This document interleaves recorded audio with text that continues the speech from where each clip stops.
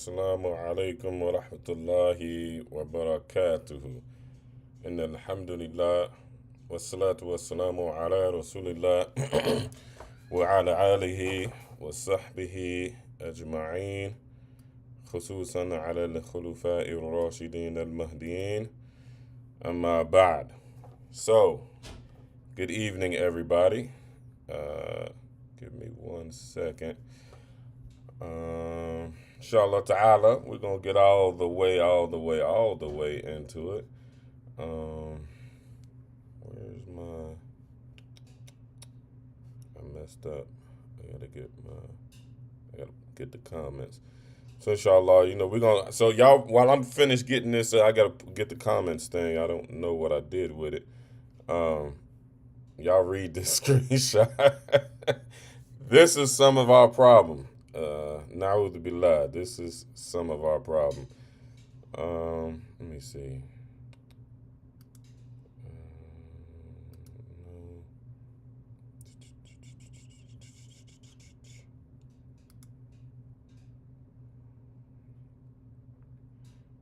Y'all read that screenshot. All right. I got wa alaikum salam, everybody. Make sure y'all like, share, and subscribe wherever y'all are watching from.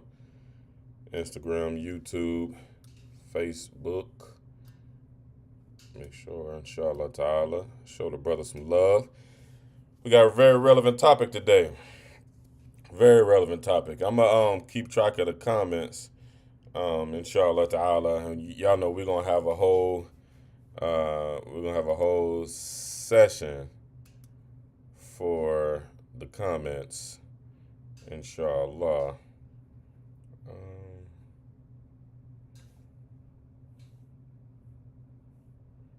I forgot to build it up. Y'all look at that screenshot, and I'm almost ready for y'all.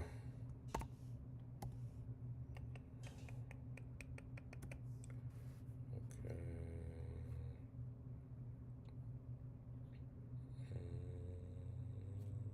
That's gonna mess me up.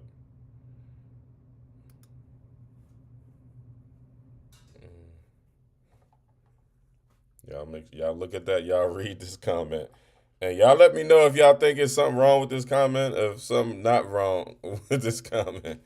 I obviously think something is wrong with it. Nope,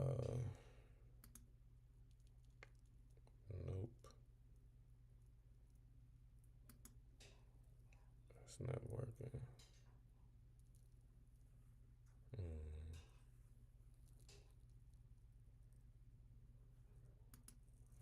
So this need to get rid of.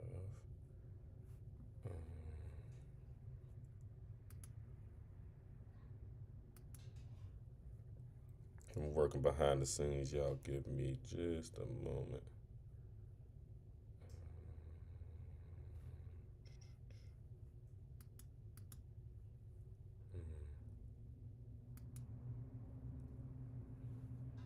Y'all make sure to like, share, subscribe, send me a comment. Let's get the real Ahlu Sunnah wal Jama'ah conversations flowing. Get them algorithms. Alhamdulillah, get the algorithms working the way that they're supposed to. That needs to be closed. Uh-oh. Inshallah. Why is it? I need to. Let me see. No, don't need to do that.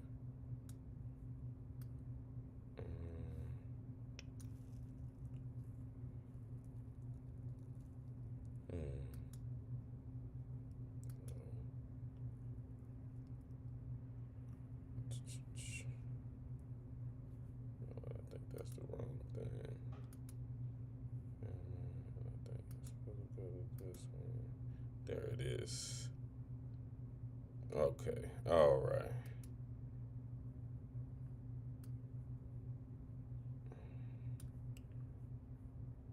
All right.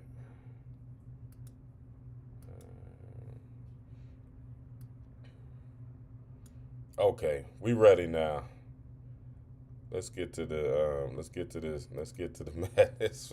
So first and foremost, um, where am I at? Where I need to be at? That is next. Okay. All right. So first and foremost, I want to address why. I want to address first and foremost the my position in all of this. I'm making my best effort to be not to be, but to step up to leadership in the African American community. And I don't think that that can be done except through Islam. Islam has the answer. Islam has the solution to all of our problems. So in the sphere of leadership, um, we have to play our part in the influence of things to one degree or another. I'm no big sheikh or the shuyukh or nothing like that, but I'm making my best effort, and I definitely am striving as much as I possibly can. So that's first and foremost. So I want y'all to understand that. So with that being said, a lot of sisters are like, why are you worried about what women doing, and why is other women, you married, you got a wife, and why is other women your prerogative, and Aja Yada's wife is what you call it, that's his wife, he could do what he want to do with his wife, and wooty wooty wooty woo. That's true. That is all the way true. But and I don't care what y'all to do in his household. Him and his wife, allegedly. I really don't care what they do in their life. So um, it's a problem when people are tagging me because they know my content. I'm very I'm a man, and I believe in the leadership of men, rightfully so. Allah Subhanahu wa Taala gave us that right. Period. And I try to my best to exemplify leadership in every way, shape, form, and fashion, especially as just a regular everyday man, just trying to work and take care of his family and be a good Muslim and die. So that's the gist of life. So, and all of my content follows behind me being a man in leadership. I ain't got no qualms about that. I'm a man. I work. I take care of my household. I take care of my family. I'm a die going out that way, and and we need more men to step up with that mentality. We have a lot of men. I think the majority of our men step up with that mentality. I believe we do. And I'm just making it cool again. That's all. And it hurts the feelings of some individuals who have a woman ego. They believe because they're beautiful that every man is supposed to submit to their opinions because they're beautiful. Um, I'm a little too old for that, so they playing that game with the wrong guy. Those days of worrying about who's beautiful, who's not beautiful, and all that. Those days are way behind me. I'm more close to the graveyard than I am the schoolyard. So those things really don't matter to me. They might matter to some other old fools or some other young fellas or whatnot, but I feel like I feel like the influence and the power in the African American community has shifted drastically. Back in the day, like, I'm just speaking from my perspective, and obviously I hit on to something. It ain't but one brother that I know of that'll give me trouble as far as stepping up to leadership. Y'all call it bashing women. Some women call it bashing women. But I bash them wrong types of women, for sure. All them Cardi B minded and Ice Spice minded and what's the other, Sexy Red, all those minded type people, and a lot of them wear hijabs. Um, Yeah, I bashed them right across their head, right across they what you call it, that lace front. Yeah, I hit knock them right across that lace front. I don't care nothing about them type people. And if you're that type person, then you're gonna be offended by my content. It's not disrespectful to women. It's not holding women down. None of that. When I was being raised, I was raised to be a man. I was raised to, take out the trash for my mama. Pick up, I'll take these groceries in the house. My sister don't grab none of them, but my sister, she did other stuff too. My mama taught her how to be a lady. She taught her to cook, she taught her to clean, how to hold the household down, how to groom herself appropriately, carry herself appropriately, especially with me. My mama taught my sister a very valuable lesson when we were kids. Me and my sister are close in age. I think I'm a year and a half older than her. I think, something like that. And so we always been close in age. So when I was 10, she was like 8.5, and we would fight. And my sister got work.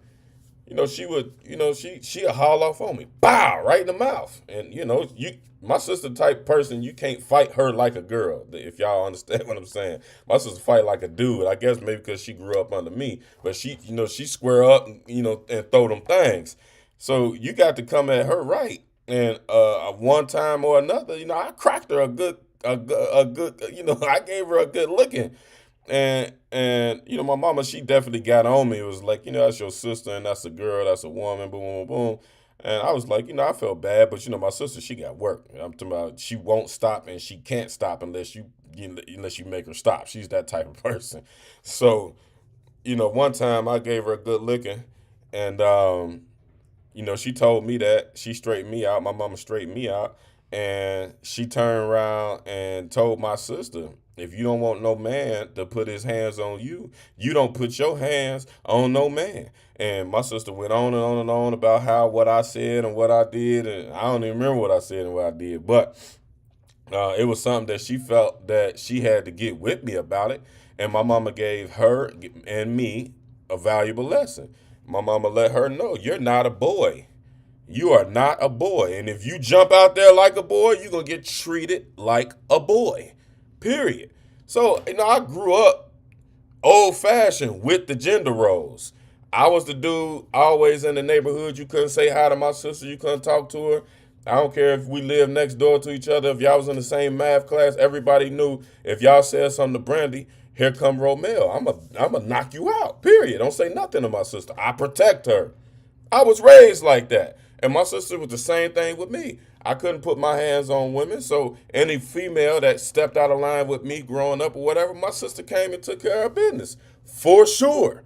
So I'm saying all that to say that's how I was when I was growing up. And the guy and guys kind of had to, be guys. You like it wasn't no social media where you can fake who you are and put up fake money or you hit one lick and you can put up all the money and then you can rent a car and take mass pictures with the car and on the one trick that you may have taken or whatever. It wasn't no whole lot of fake stuff when I was growing up. I'm talking pre me being locked up for 10 years. It was different. When I came home, like I'm saying all that to say, like you actually had to be a man, and people and women had to know that. They had to know that and see that.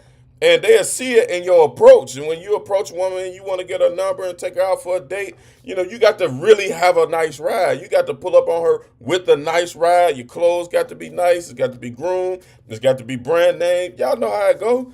Um, it was like that. The women were not like how they are today with all this mouth and disrespect and calling guys sassy and all this mess. This social media then shifted things.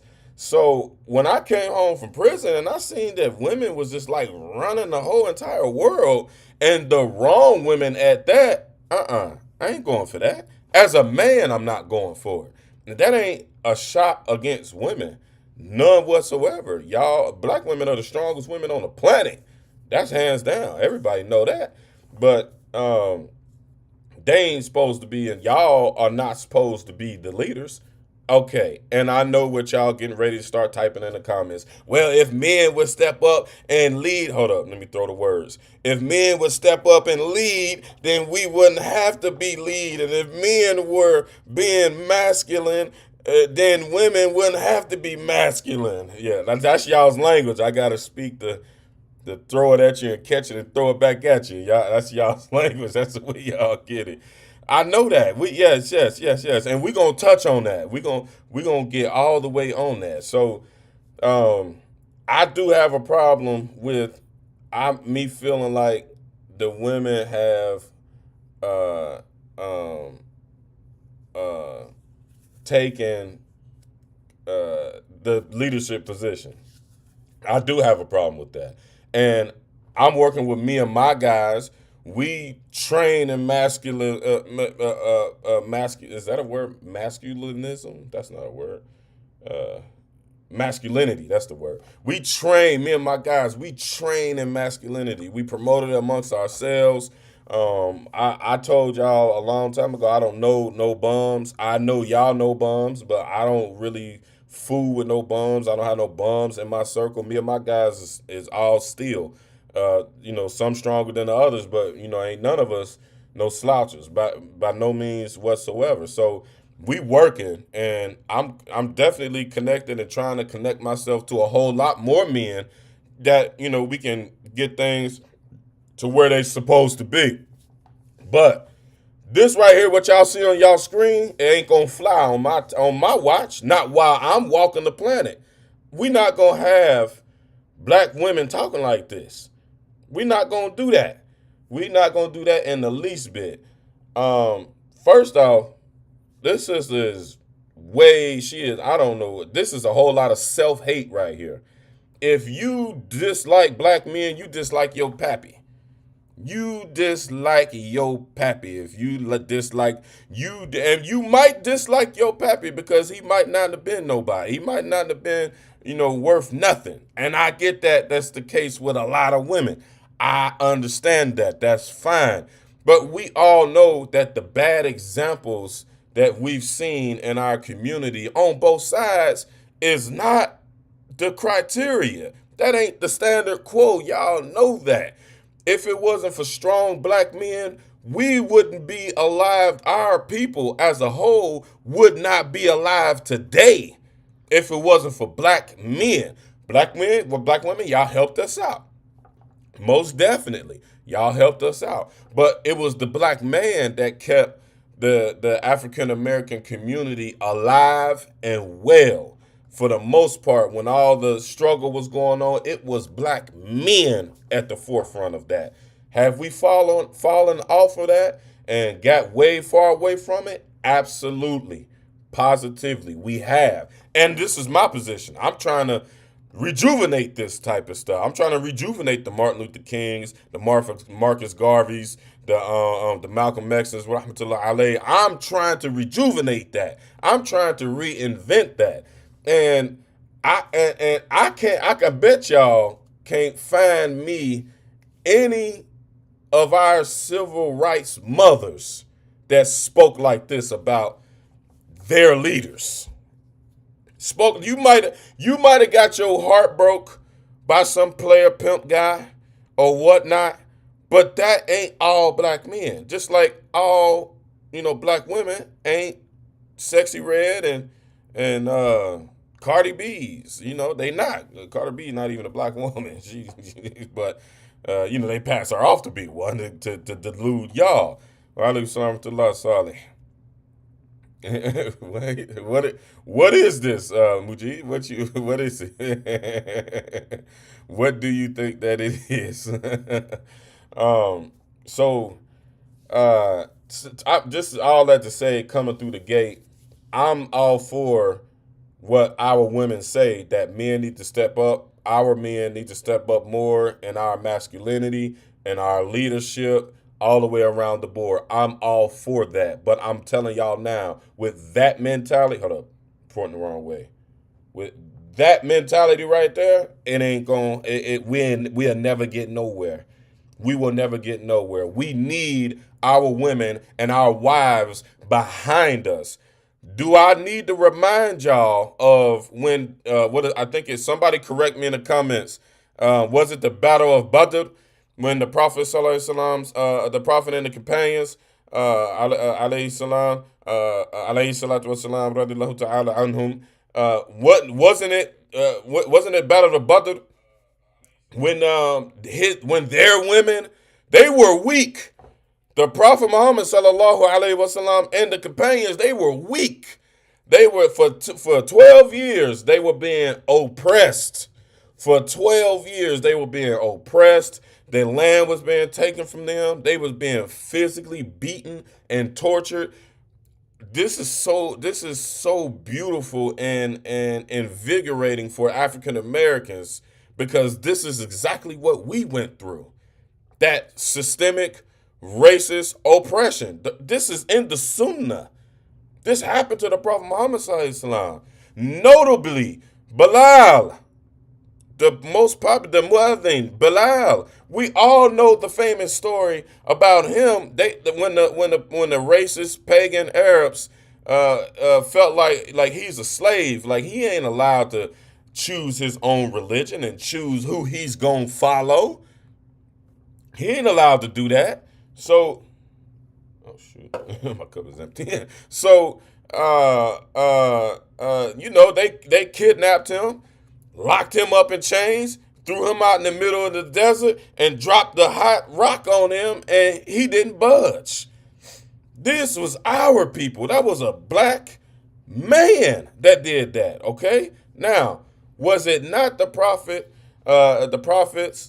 and the companions' wives that was cheering them on in the Battle of Badr amid all the oppression that they were taking in? Their leaders, their homes got took, their property was taken, their wealth was sanctioned, and then they got run out of town. And they women didn't turn on them. They women didn't turn on them. When it came to fight, and I think it was the Battle of Badr, I believe. Somebody correct me if I'm wrong. I'm not as well. Thank you, man. I'm not as well versed in the wars or not. I don't know if it's Uhud or Badr. When we was outnumbered 300 to 1,000, and then none of our women be like, "You better not go out there and get your head killed." None of that. They ain't do that. That ain't how our women supposed to be. We supposed to be cheering our men on. Now, y'all must know they did the same thing we did. They was pimps. They was players. They used drugs. They had their versions of drugs. They was drunkards, just like our folks are. That's what's so beautiful about Islam. Islam has the solution for everybody, for everything. They were criminals. They were criminals. Some of the Sahaba were some of the baddest jack boys you'll ever read about. And their women didn't turn on them. Nor did they women try to trump them and outrun them and say, "Oh, y'all not earning for us and y'all not doing nothing for us, so we not going to obey y'all and we not going to follow y'all because y'all weak and y'all got us kicked out," like how our women are doing us. They didn't do that. That ain't the Sunnah. That ain't the Sunnah. And we going to get on your boy Yada. Y'all calm down. Y'all calm down. We gonna get on your man's Yada. They didn't do that.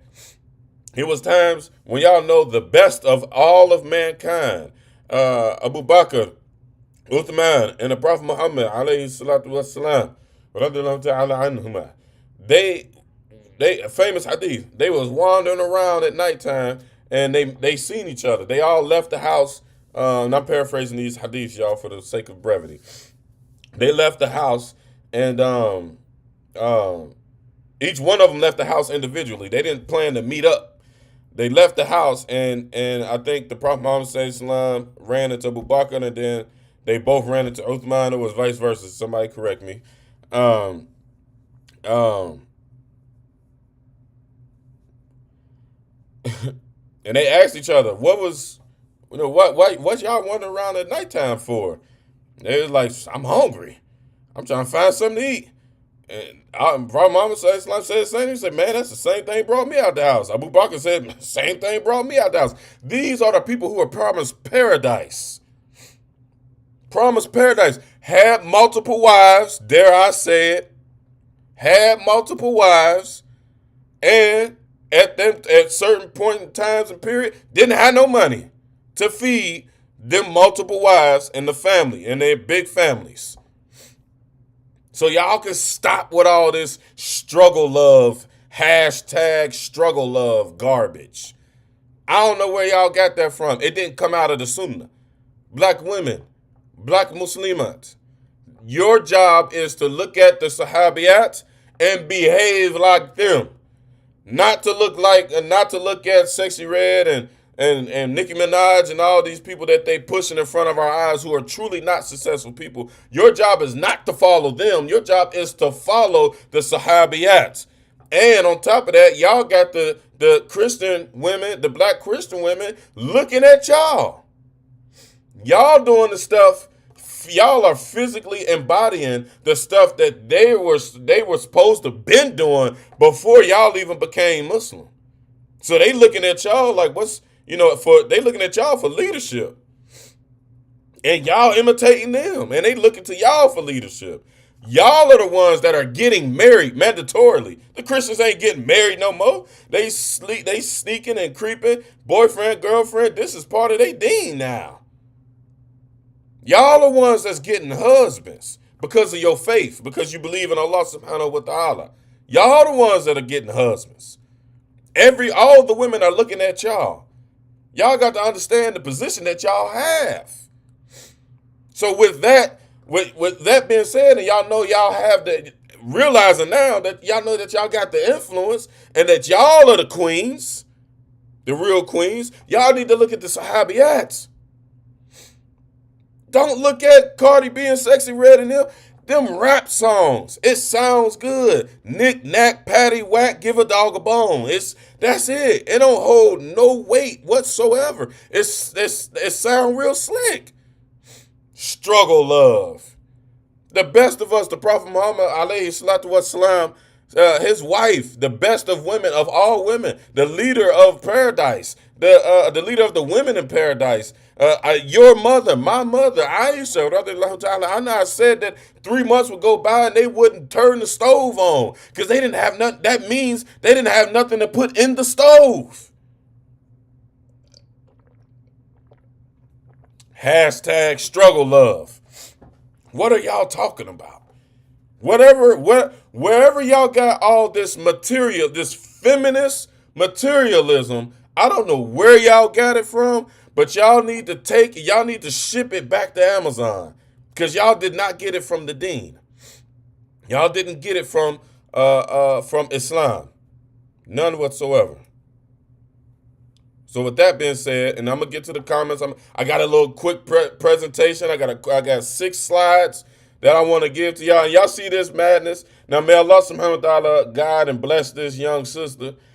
She claims that she has a man she told me that she has a man better than Yada. Hey,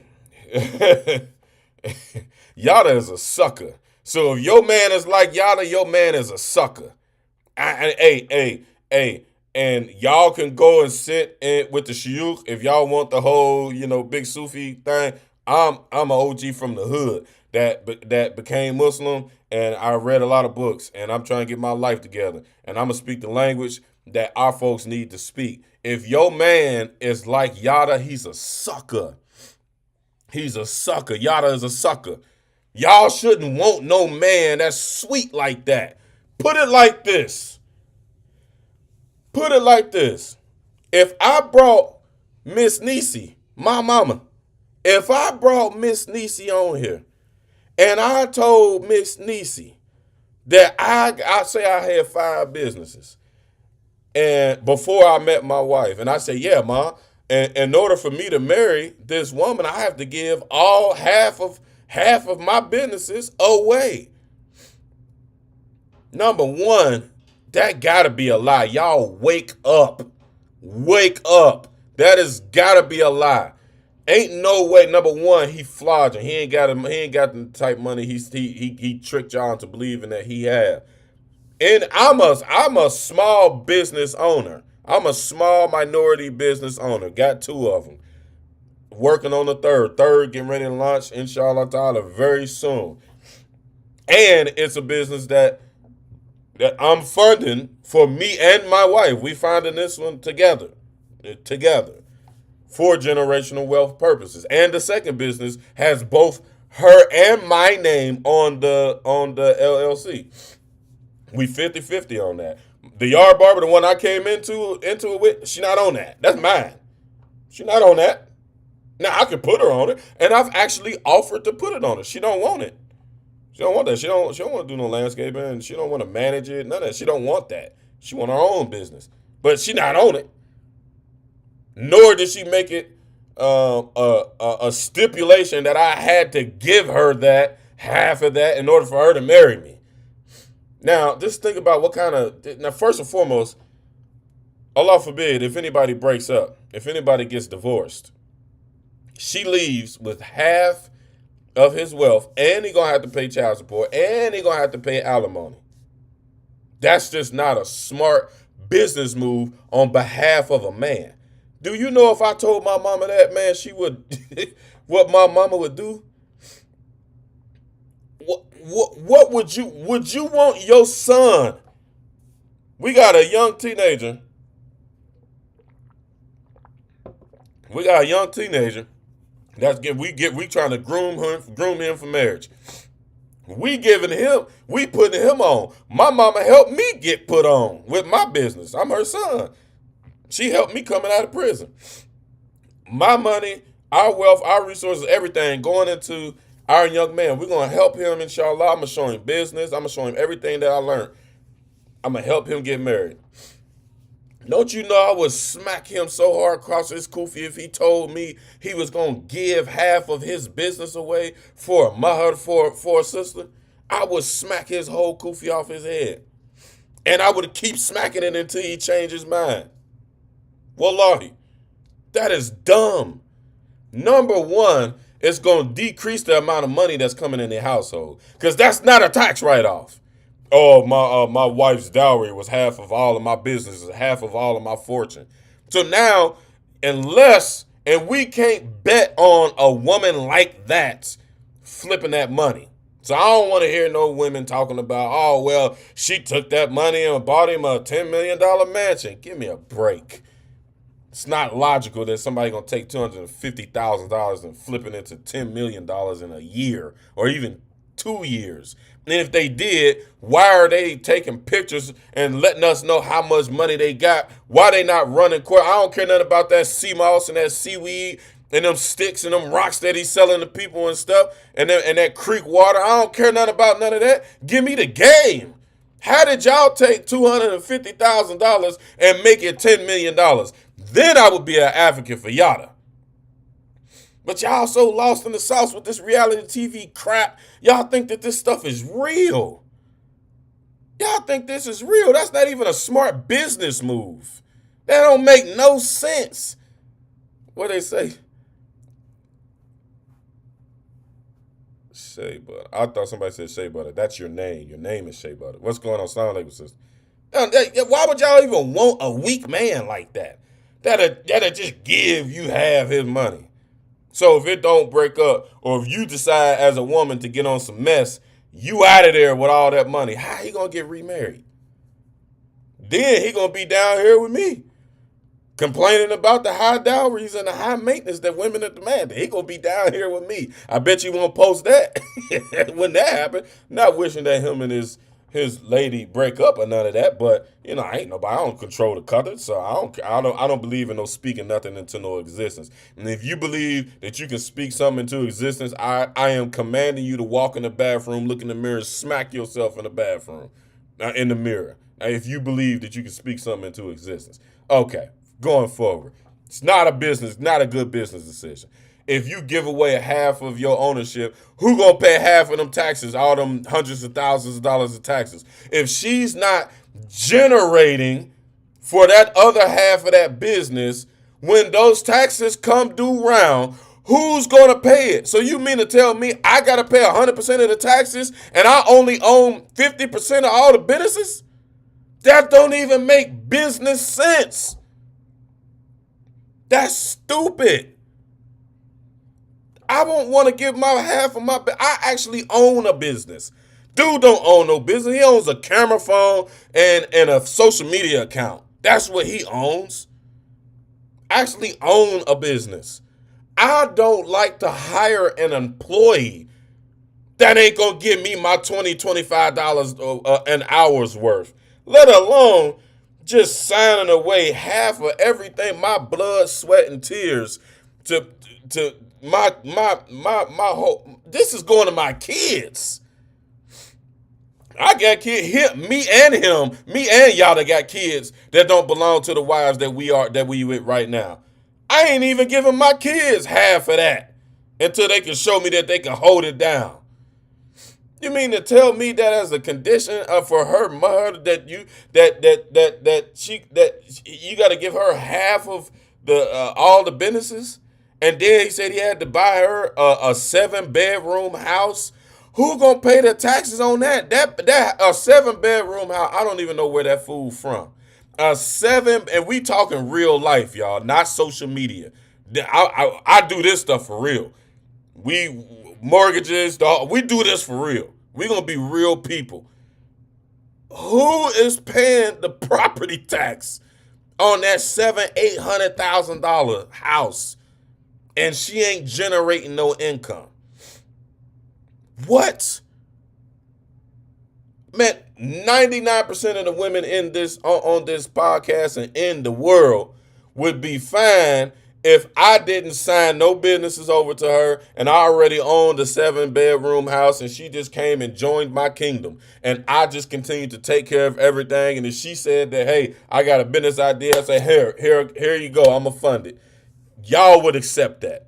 So the fact that women are sharing his videos and his posts, and then it's thousands of our women. I have yet to see a white woman, an Arab woman, an Indian woman in them comments, in them thousands of them comments. Like, yeah, he praised his wife. That's the way a man supposed to treat a woman. And that what?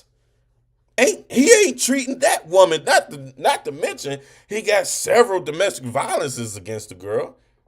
She'd have called the police on him, put him out the house. She was recording him, calling her all kinds of names and throwing that stuff on the internet, and he chasing her down the street and all that.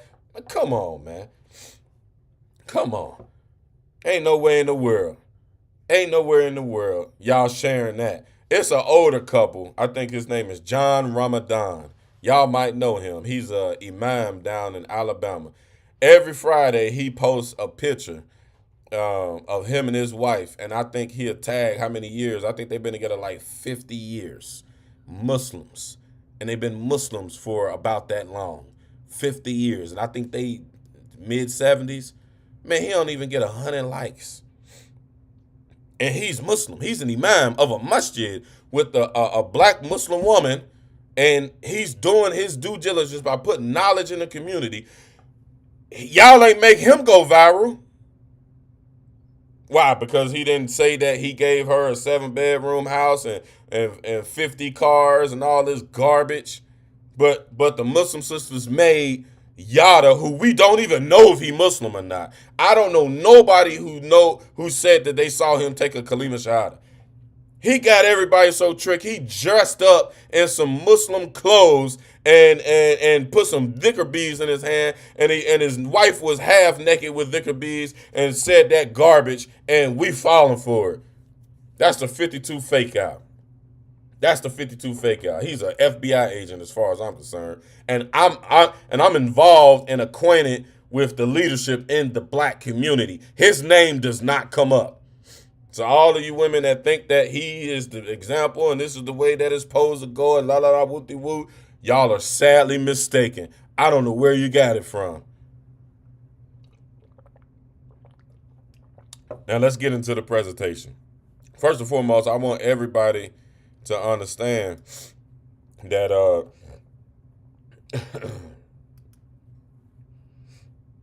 I want everybody to understand that This is a very complex issue, y'all. And a lot of people don't like to speak on it. A lot of people don't like to speak on it, man. You'll be hard pressed getting an answer from like some highly qualified imam. But I think that that's a problem. I mean, it's a weird dynamic we're in, y'all. We have a shortage of scholarship in the community, and we have a shortage of African American scholarship and a lack of communities. So we got a bigger problem. Um, um, our scholar, I mean, at least in the African American community, we don't generate much wealth. So I can't reiterate to y'all enough that we don't have a big collection plate in the African American community to go and send potential scholars, students of knowledge overseas, and bring them back and have them serve the community and pay them a living wage, a living salary. We don't have that. So the imams that we know, you're gonna be hard to get an answer out of them as far as to what is the actual fiqh, the actual Islamic law about maintenance for a wife. It's not a popular topic. They know that the women are in control because of social media. Women use social media more than men do. So, men for the most part, we're out working. We're not playing on it all day like a lot of women are. And social media is the most powerful tool for influence right now. So everybody who knows a little bit of something, they I see y'all's comments too. We gonna go. We got a whole question and comment segment, so y'all stay tuned so that we can get y'all heard, inshallah ta'ala. But they all know that women are very powerful with influence because of social media. Some outside of, but not for the most part, not so much. It's mostly social media, and women, y'all got a tight girl code. Y'all stick together. So if one woman posts that she got heartbroken and her husband cheated on her and all that, all the women are gonna support her and console her because they would like to have that in return. Brothers ain't like that. We first and foremost, we ain't gonna really post it for real. And then second, we all like, hey, yeah, I mean, we are the leaders. We're the last line of defense. Ain't nobody coming to help us. We're the ones that help everybody else. Nobody coming to help us. So we don't have time to cry. We don't have time to sulk. We don't have time to sit there and worry about if we're gonna heal, or we're not gonna heal, or if we are even healed. I'm telling y'all right now, that's a woman thing. Whether we are or we aren't, whether it's true or whether it ain't true, I don't know. But I'm just telling y'all right now, this is how men operate. We don't sit around like, oh my God, she cheated on me. She had another husband, secret husband, and I didn't know about it. Man, we don't do that. We be like, man, doggone it, man, you know what just did? Man, I tell you what, this is what I'm fixing to do. That's how our conversations are. We're not the same. Not saying that y'all shouldn't do that. That's y'all's thing. But women kind of push that off on men a lot. I'm letting y'all know we don't got time for therapy.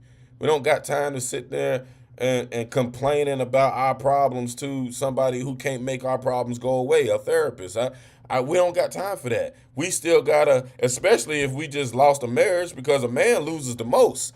He the one that got to pay the mahar. He the one that got to pay all this maintenance for his kids and hers. We the ones that lose out on all of this. So as soon as she decides to fly the coop for whatever reason, all that just went out the door. I got to rebuild. And now I got to find some kind of way to convince another woman to marry me. And my last wife got all my money.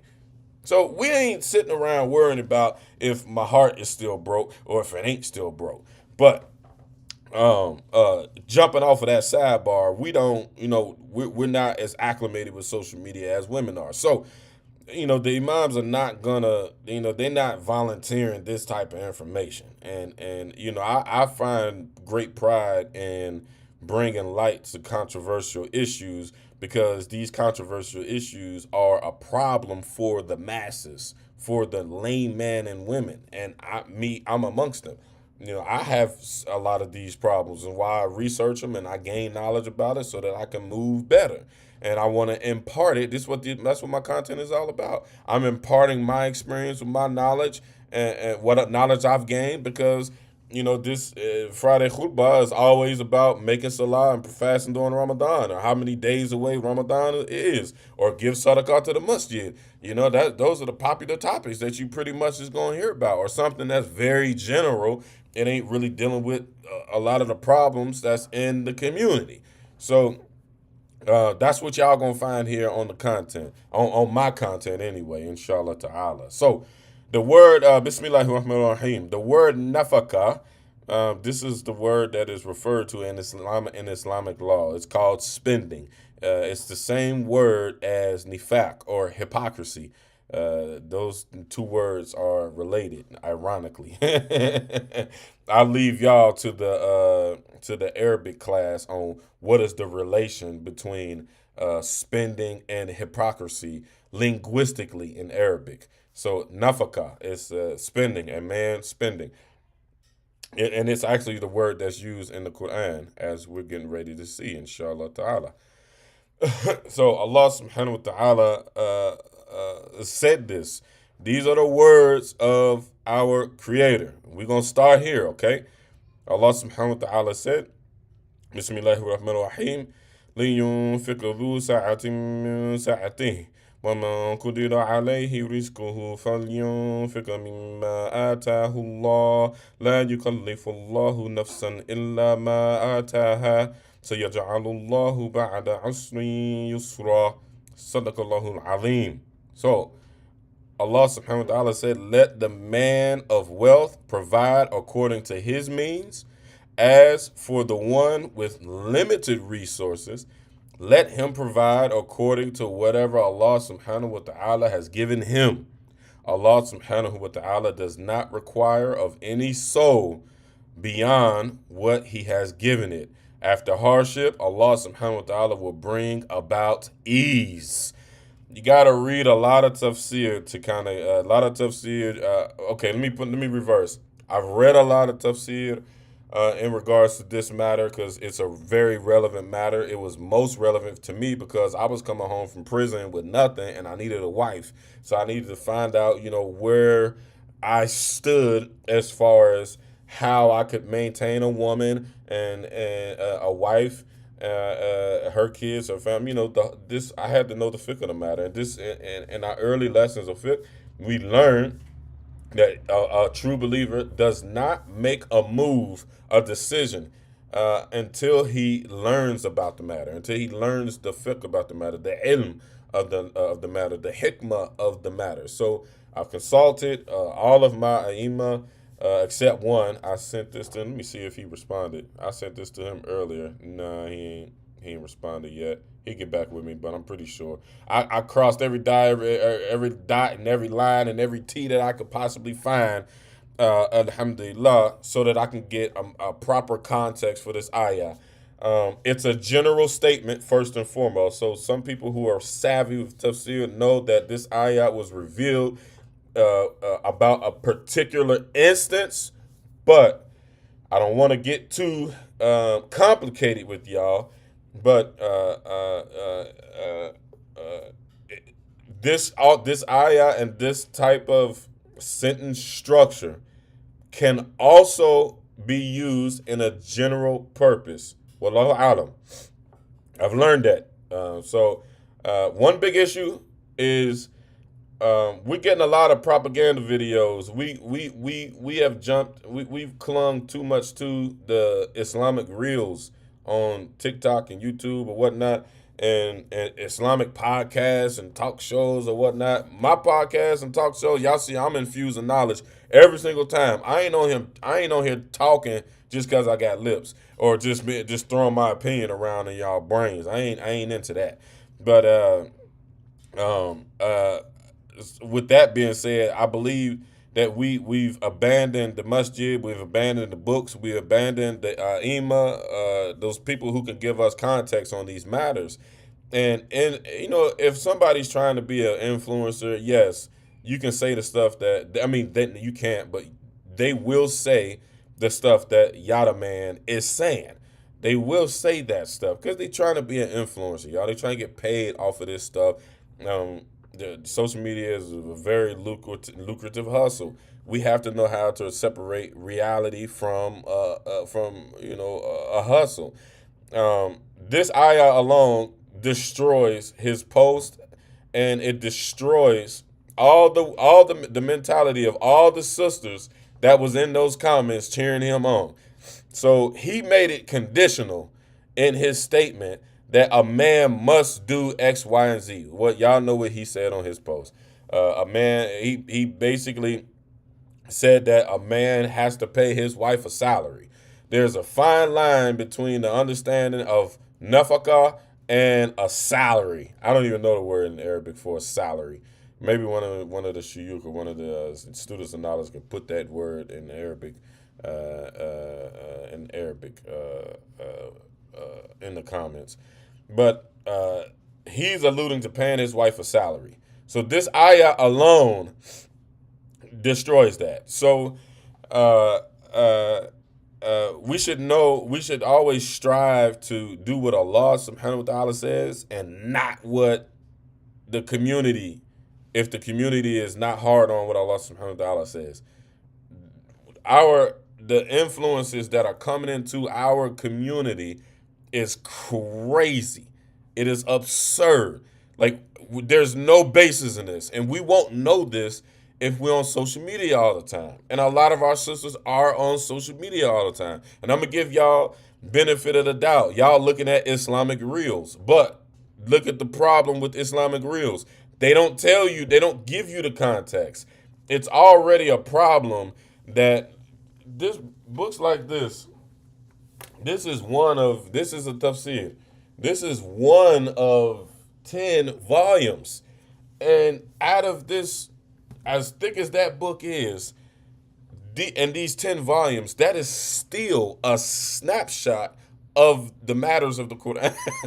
It's still a snapshot, let alone in comparison a doggone Facebook, Instagram, or TikTok reel.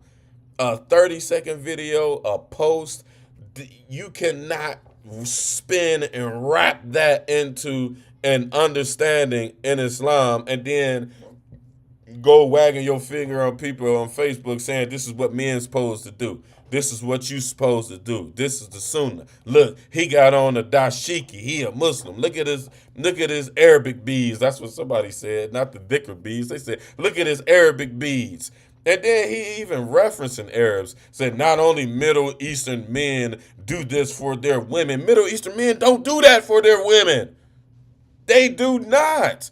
Now you got some very affluent individuals in every epoch of society, and you got a lot of fools with money. Ain't nobody, it is not the standard quo to pay your wife a salary to be your wife. And this ayah is evidence of that. I don't have to do that. I have to spend with what is I have to spend with what is within my means. That is the standard. That's the standard. To spend from what is within my means. And it's another conversation as to how that is disclosed. That's a whole nother lesson. That's a whole nother lesson. I'm pretty sure y'all are acquainted with that. But the man should be, honest about his finances or whatnot, and he should say, what he can afford to do and what he can't afford to do. Yes, he should. But this ayah is evidence that it's wrong for women that are not of a particular social status to demand that. That is wrong. We have never seen this in the history of the Sunnah. It does not exist. We actually see the opposite. And we covered a little bit of this when we were talking about the high dowries and the high maintenance, how ridiculous it is that black Muslim women think that they're going to come up by having a high dowry. If you don't come from that social stratosphere, and you got to prove that, That should be in the negotiation of your sit downs. If I got 50 grand to give a woman for her marriage, she's gonna have to prove to me she comes from an affluent background. You gonna have to prove that to me. I need witnesses. What y'all say? Receipts. We need the receipts. Not because you're pretty, not because you post a lot of pretty pictures with filters on Facebook and then you get 1,000 likes from them and you got 500 DMs because of those pretty pictures and because of how beautiful you are. That is not the shurut for a high dowry.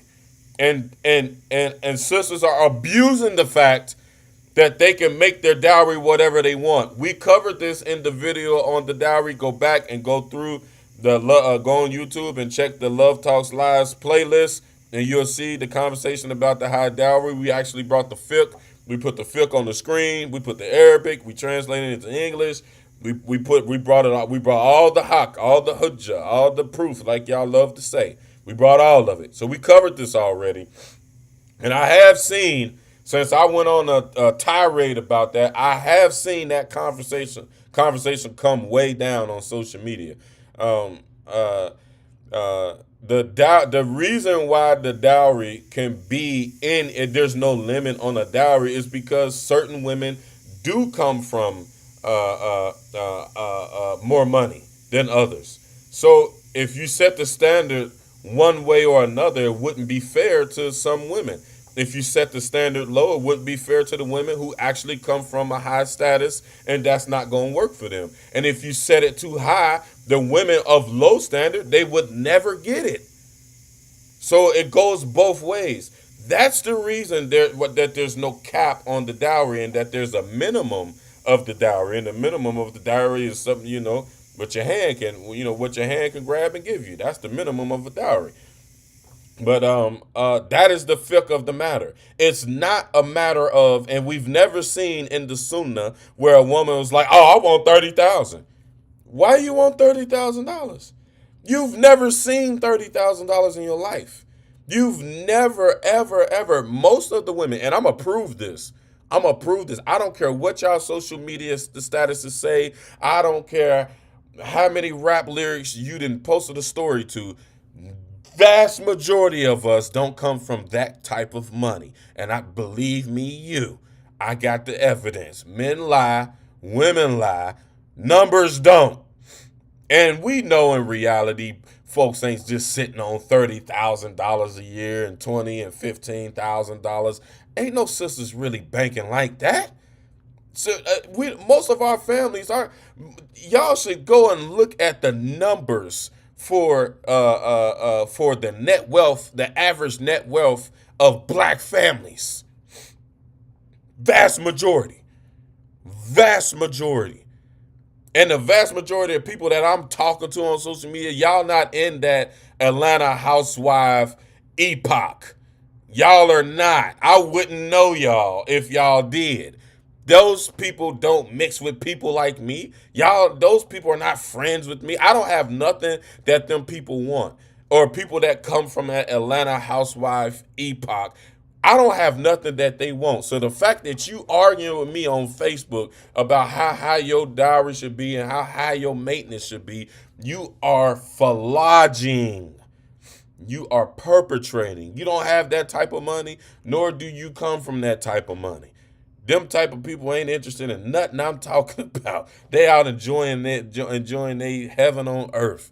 So, with that being said, to close up this part of the slide, this is where the standard starts, y'all. A man is supposed to spend from what is within his means, and it's just like with the dowry. High women that come from high status can ask for a higher dowry or something that that's what she's accustomed to, and vice versa. A woman should be a woman of lower stature should be real about her social status, and make her dowry appropriate for that.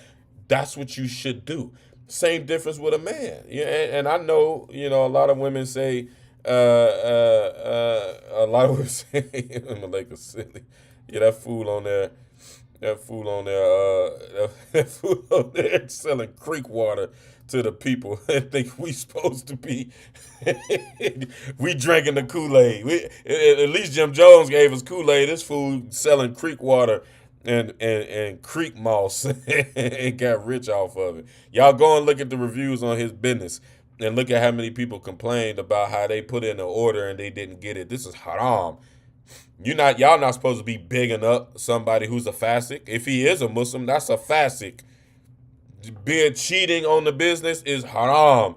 And when you do to people like that, you're supposed to make tawbah publicly and do your best to make it right. He done scammed thousands of people out of $65 for that creek water and creek moss that he's selling. That's how he got rich, scamming. Him and his wife, him and Aja. But anyway, uh, uh, same difference with men. The expectation should be from the status of the man. If you find you a man that has high status or whatnot, that's a whole conversation. But a woman, she would be doing herself a disservice if she met a man that had money and then she knew that he had money and she made her dowry high and her maintenance high.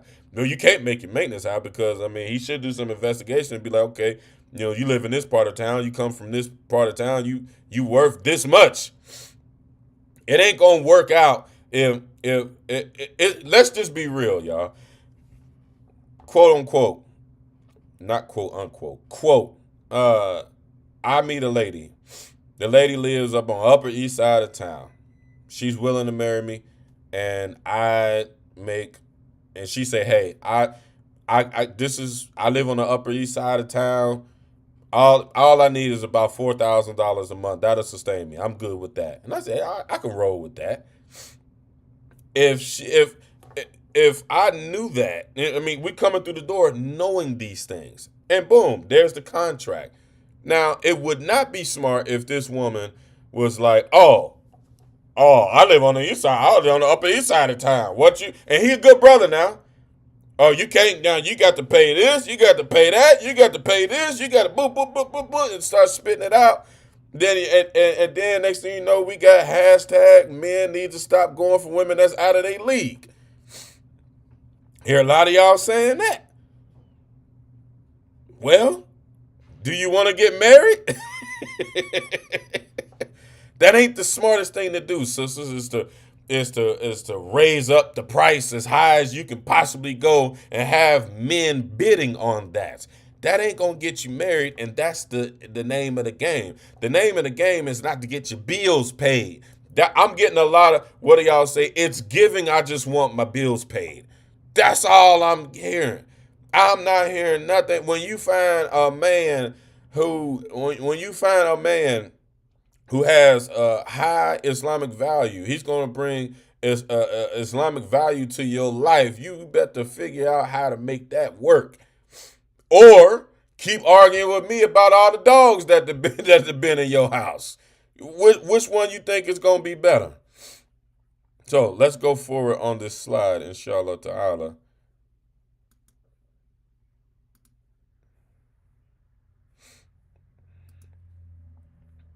Another ayah. Bismillahirrahmanirrahim. وعلى المولود له رزقهن وكسوتهن بالمعروف لا يكلف الله نفس إلا وسعها صدق الله العظيم. Allah subhanahu wa ta'ala said, in the context of this ayah is talking about a man having to provide for the woman if she chooses to breastfeed, and Allah Ta'ala is working out the details of that. But Allah subhanahu wa ta'ala referenced the father to the mother in this ayah, so that means husband and wife. So Assalamu alaikum Ahmad Suyuti, Sheikh Ahmad Suyuti. So we're talking about husband and wife here. Allah subhanahu wa ta'ala is referencing the husband and wife. He stipulated. He said it is on the Maulud, the man. This is the man. The Rizquhunna wa kiswatuhunna. Giving her the proper provisions of all kinds. The medicine. Her cosmetics. And then Allah subhanahu wa ta'ala went to talked about the clothing. Wa kiswatuhunna. To clothe her appropriately. But the key word I want y'all to look at is this word right here. I don't know how. I can't enlarge it. And most people don't know Arabic, so y'all can't. Let me see. Let me see if I can. I can zoom in on this. Nope, I can't zoom in. Okay, anyway. Uh, Allah subhanahu wa ta'ala said, Bil ma'aruf. It said, Bil ma'ruf. What is appropriate? What is known? What is accustomed? What is fair? He's supposed to provide these things for what is fair, and what is the custom?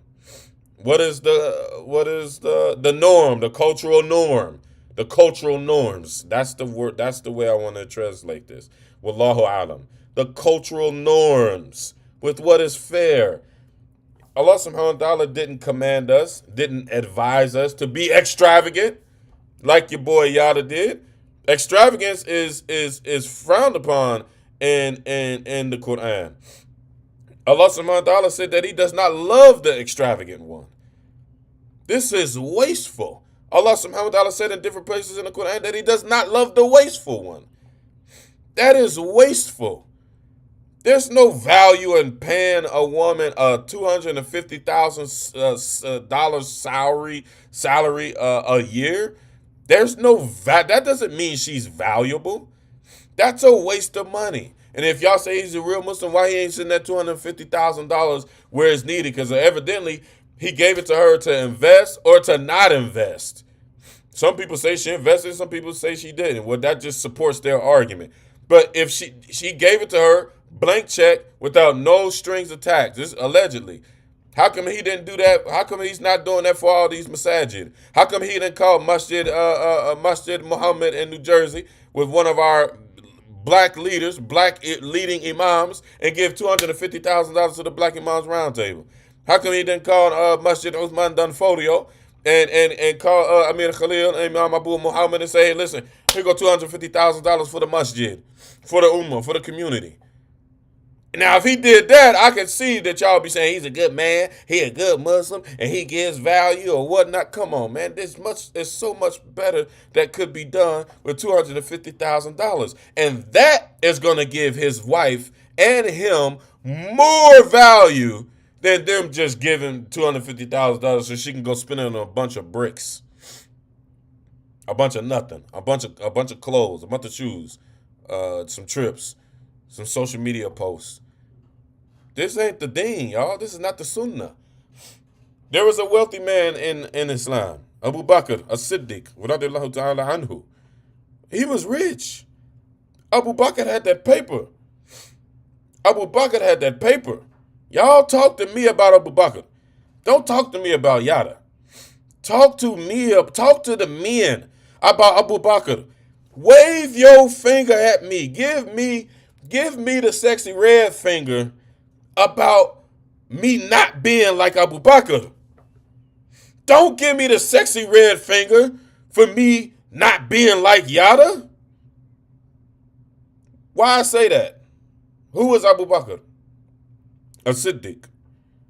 Abu Bakr as-Siddiq is the person who was rich. He was richer than Mr. Yada. Since y'all say he Muslim, y'all send him this video so he can get this lesson, so he can get this dose. Who was Abu Bakr as-Siddiq? Abu Bakr as-Siddiq was the person who was richer than Yada. And when an ayah about spending for Allah subhanahu wa ta'ala was revealed, he gave it all to Rasulullah sallallahu alayhi wa alihi wa sallam. He gave all of it. All of it. And if I'm not mistaken about this hadith, somebody correct me. Sheikh Ahmad Suyuti, somebody correct me. If I'm not mistaken, it was his wife. His wife asked him, said, "What did you leave for us?" He said, "Allah and his messenger." Now y'all tell me, y'all wave y'all finger to me to be like Abu Bakr, a Siddiq. Don't wave your finger at me because I'm not like Yada. Because I'm not like Yada. And don't wave your finger at me for advising his wife to be a better Muslima if she's Muslim. Wave your finger at me. Wave your finger at me because I'm not exhorting our women enough to be patient like the wife of Abu Bakr as-Siddiq. He gave all the wealth away, all the money for the sake of Allah. Talk about that. Put 20,000 shares. Somebody make a meme. Put 20,000 of that and get 20,000 shares for that. Do that one. Do me that solid. We idolizing the wrong stuff, y'all. And this is nothing but nafs. And of course, it strikes the heart of the hijabis. Of course, it does. Who don't want to be hit the lotto? Who don't want somebody who could give them $250,000 a year and give them a 7-bedroom house and give them 2 cars coming through the door and give him half of all the businesses that he got? Who would not want that? Who wouldn't want that? I ain't saying that you shouldn't want it. I'm saying that that's not the deen. That's not the deen of Islam. That's not the sunnah of Rasulullah sallallahu alayhi wa alayhi wa sallam. Last time I checked, Allah subhanahu wa ta'ala said that the Prophet Muhammad sallallahu alayhi wa sallam was the uswa. Not Yada and his creek water that he's scamming people with. He ain't even giving the people the product. He ain't even got a raw product. He's scamming people with fake water, with fake seaweed water or whatever it was, sticks and stuff he was selling. Give me a break, people. Okay, so going forward.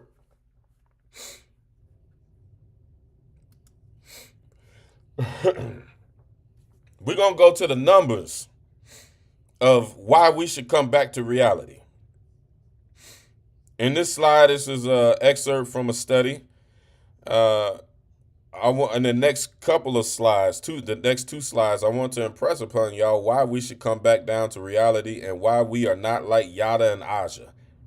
That's not real. The Quran and the Sunnah is real. Y'all seen the ayat. I gave y'all the ayats. There was one more ayat, and I did not put it. I missed it. I don't think I need it. There was another ayat. Do y'all want the other ayat? Somebody put yes in the comments if y'all want the other ayat, and I'll give you the other ayat. It was backing up the means. It was the ayat backing up the means. I have made a slide for it. I was so tired. I guess I didn't add that particular slide. Or did I? And it's not here. Nope, I did not. If somebody put yes that they want the other ayat, I'll put it.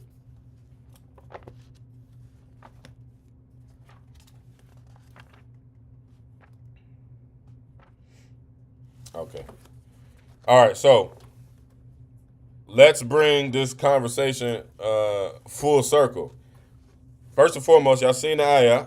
There was another ayah that I had that also exhorts the men to spend modestly from what they have and to spend within context and to not put a hardship on themselves on maintaining their wives. That's the context of these ayahs. And believe me, for half of yesterday and all of today, from 7:30. From 7:30 all the way to literally 7 o'clock, I was checking the tafsir, I was checking the hadith, I was talking to some of my imams, I talked to the brothers, I talked to the students of knowledge. I'm checking all of my references before I jump out here talking about what Allah said and His Messenger said. So, and what Islam says and what the scholars have said. So for a day and a half, I've been at this pretty hard. In addition to the years I've been studying these things. So, but just in particular to this presentation, it's been a day and a half. I haven't got up from my computer. I've been right here preparing this lesson for y'all. Alhamdulillah, and may Allah subhanahu wa ta'ala make it beneficial for us all, inshallah ta'ala. Uh, so for some reason, we believe that there's mysteriously a lot of black men like Yada out there, and that's a lie. That's delusion. And here and we're gonna bring the numbers. We're gonna bring the numbers to why this is delusion and why this is a lie, and why we need to be more concerned with these ayats as opposed to what Yada is talking about. So, uh, African American men suffer from the lowest employment rates, which lead to the lowest, which led to the lowest generation of communal wealth. First and foremost, in order for us to have, in order for our daughters or all of these daughters that demand such high dowries and that and come from such a high status, let every sister that ever argued or disagreed with me on this point tell it.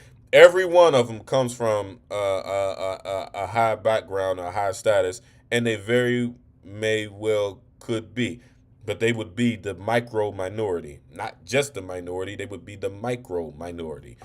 Um, Overall, with us having the lowest employment rates in the of all epochs in this particular society, the United States, that means that we have the lowest generation of wealth, which means we have, if when you look at the statistics, we actually have an absence of generational wealth. So 90 plus, I think the number is 94% of us are not affluent and don't come from affluent backgrounds. African Americans, both men and women, 94%. And we're going to get there. 94% don't. So we all come from some kind of, somewhat of a working class background, which means that the vast majority of people that's arguing and fussing on Facebook about how high their dowry is or how high a dowry should be or how high their maintenance is, it's a dream. It's not reality. And here's the reason why. For decades, a research literature by social scientists has documented earnings and employment gaps between black and white Americans and between black men and other men more specifically, and analyzed their causes. In my view, the major causes of lower employment and earnings among black men than other groups can be summarized as follows. Proximate causes: lower education, skills, and work experience. Ultimate causes: discrimination and social spatial isolation. Mediating factors, I can't see that. Mediating factors: lower marriage, child custody rates, and worse health. Reinforcing long run factors, it should be running factors: crime and incarceration, and child support. So uh, these are underlying causes for the low generation of generational wealth in the black community. And we all know this to be a reality, a sad reality, but it's a reality. And let me point it out here. The ultimate causes, according to this particular study, it's because of discrimination and social spatial isolation. This is mostly happening to black men. So it's not that we're lazy, we don't do enough, we don't just want to go to school, and so on and so forth. Even though those kinds of bums are out there, we are fighting a war against our skin color. We're fighting a war against this. Black men are being held down and held back.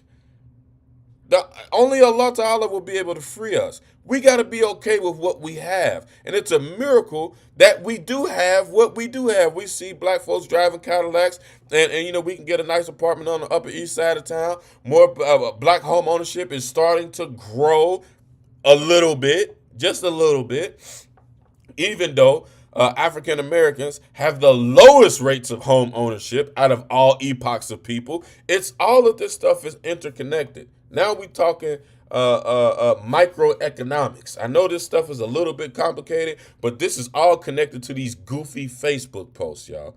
This ain't just, oh, why you worried about what she doing? Or why you worried about if she can get $250,000? And why you worried about if Yada got more money than you? This ain't that, y'all. That influence cannot be held when this is our reality. Let Yada speak on our reality.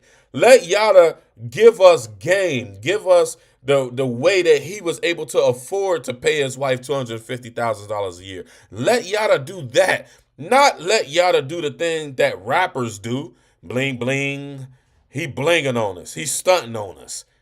We black folks, we got Stockholm syndrome so bad. So bad. So bad. When a black person jumps on TV and tells you how much greater of a black person he is than you are, we eat it up. We eat it up. Oh, they doing their thing. That's the way it's supposed to be doing. Hashtag black love. That ain't black love. That's black delusion. That's a black romance movie. Something that narrative wouldn't even make it on Tubi. Voila. It wouldn't even make it on Tubi. That is not reality. We spending too much time worried about fake stuff. Delusion. This is our reality. Point made on this on that part. Going further. Check this out. And this is from if y'all can see that, this is from both of them are excerpts from the Pew Research Center. Y'all shouldn't, if y'all read at all, y'all should know what the Pew Research Center is. The government depends on their numbers. And all this stuff is public knowledge. Instead of searching Yada and how much his net worth is, y'all should be searching this type stuff, your net worth. Check this out. Black Americans' incomes have long trailed those of other Americans. At the same time, income inequality, another form of systemic oppression and racism, among black Americans was the second largest of any demographic groups as of 2016. That year, the highest earning black Americans made nearly 10 times as much as the lowest earners. Pay attention. Overall, just 6% of black adults in the United States of America had an annual earnings of $100,000 or more. In 2021, these are fairly recent statistics. According to our analysis of the Census Bureau American Community Survey, this share rises to 16% among those with at least a bachelor's degree or more, and drops to 2% among those with some college education or less. And if y'all don't know, the vast majority of us fall into that latter category, that 2%. Most of us don't have a bachelor's degree. And I wonder what the numbers are for less than the people who have some college education. So this is 98 to 96% or 94% of black African Americans don't even make $100,000. $100,000. And the overall average, the overall median wage is something like $74,000. That's crazy. That is completely absurd. So let's get out of delusion, y'all. Most of us are not Yadas. Most of us are not Ajas. So we can't behave as if we're Yada and Aja. Stop it. It's delusion. Yeah, it's all fun and games on Facebook, but it's not real.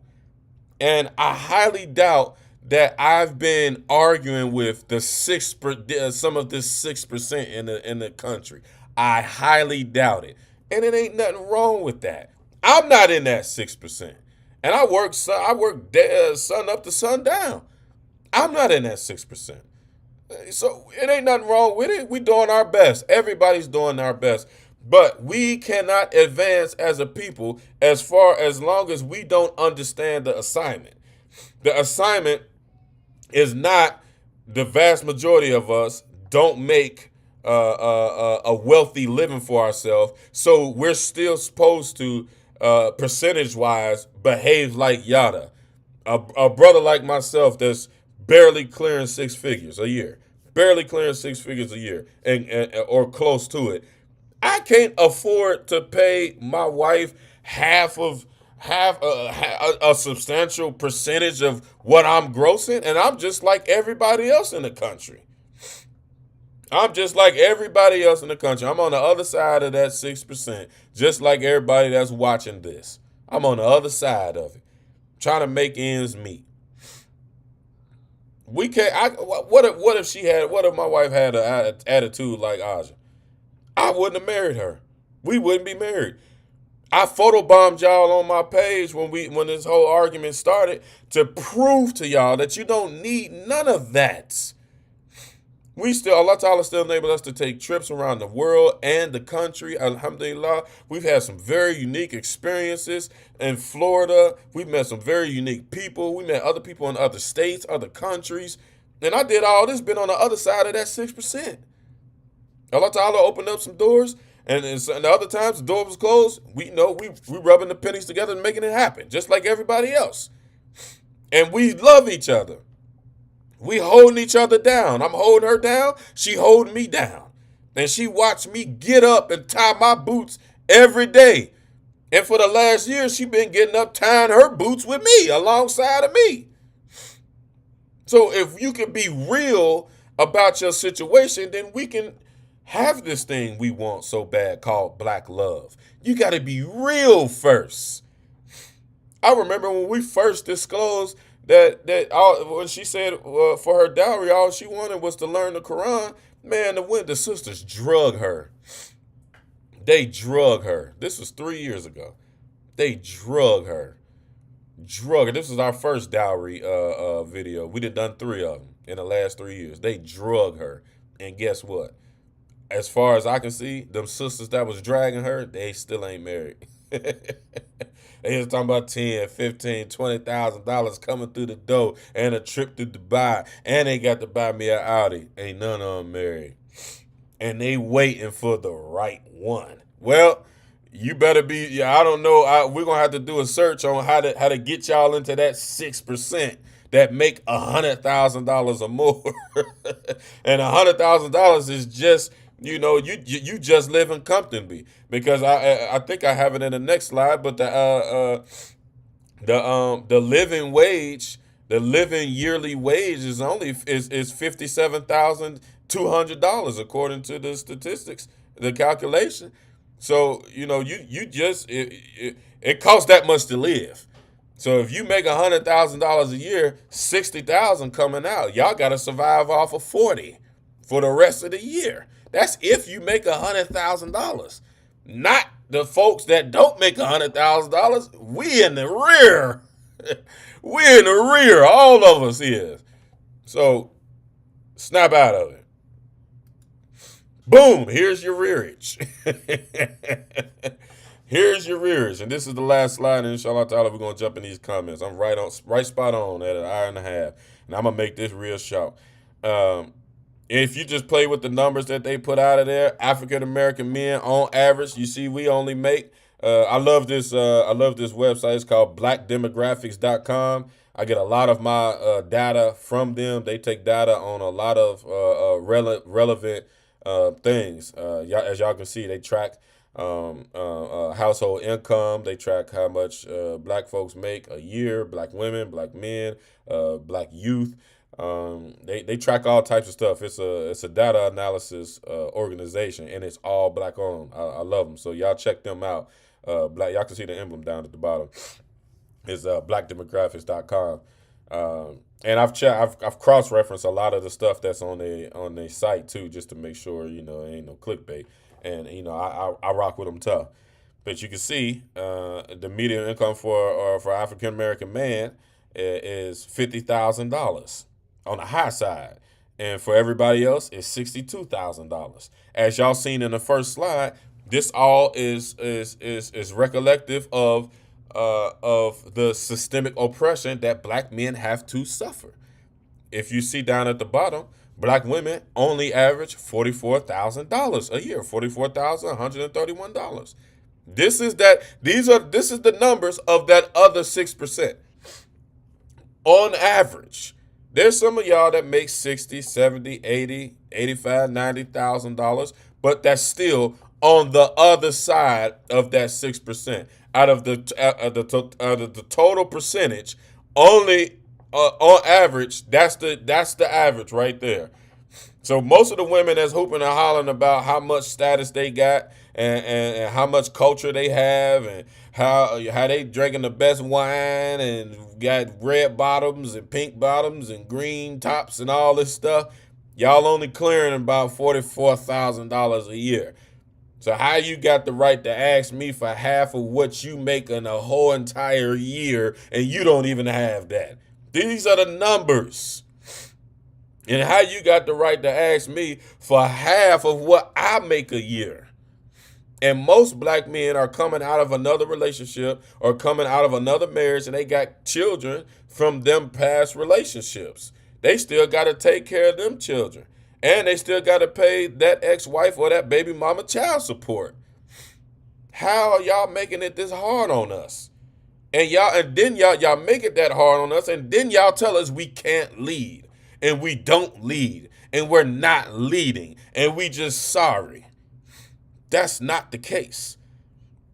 Those men that are not leaders and those men that are sorry, those are the players that make it look good. That's the brother with the kufi and he got the tattoos on his neck or whatnot. You know what I mean? He's still kind of built and he look real good. You know what I'm saying? He look real good and he talk real smooth. And then you see a lot of ladies on his post. All the women want a man that all the other women want. They all do.